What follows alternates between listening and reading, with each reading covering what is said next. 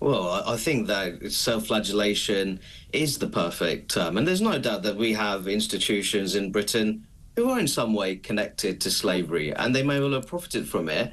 It's also the reality that Britain played a pioneering role in suppressing and eventually abolishing the transatlantic slave trade. For example, Britain forcing the closure of slave markets in Zanzibar. The West Africa Squadron, part of the Royal Navy, played a fundamental role in suppressing the slave trade. So the history is nuanced. I found it very interesting that a representative of the university said this will allow for open dialogue between the university and its Black heritage community.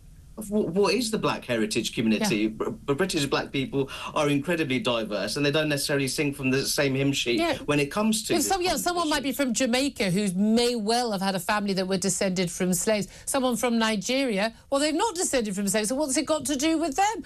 It is quite bizarre, this obsession with the past from hundreds of years ago, but this urge to forget the fact that every single empire in the world that's ever known has had slavery. We were the one empire that abolished it at huge economic cost. And it was something that had the mass support of the British people, whether it was the aristocrats, middle class, the working classes were supporting it, even when they were living really terrible, drudge-filled lives themselves.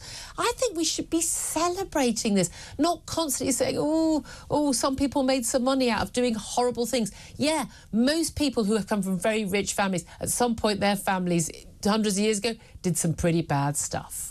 No, absolutely. And I think another point that we have to make is that when it comes to that slave trade, there were African elites that benefited a great deal. The Yoruba and Asante elite, the kings of Dahomey, that included King Gezo, who said that the slave trade was the source and glory of his people's wealth. So let's have a very honest debate about slavery.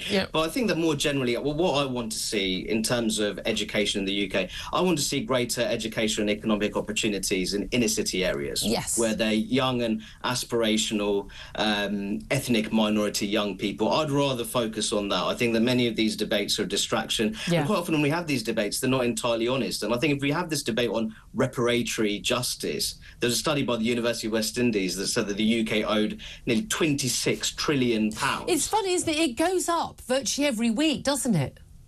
It's incredible. And if you compare that to the UK's overall output in cash terms over the last year, I don't think it was even 3 trillion. So I think much of this is very much head in the clouds. It's not very practical. It's not very realistic. But again, it's always looking to the past instead of like what you're going to do to help people now. And I don't think, oh, well, give some people some money is the answer. I mean, again, I'm thinking the number one thing I would do if I really wanted to help like the children, young black boys and girls right now and their future, I would talk about the family.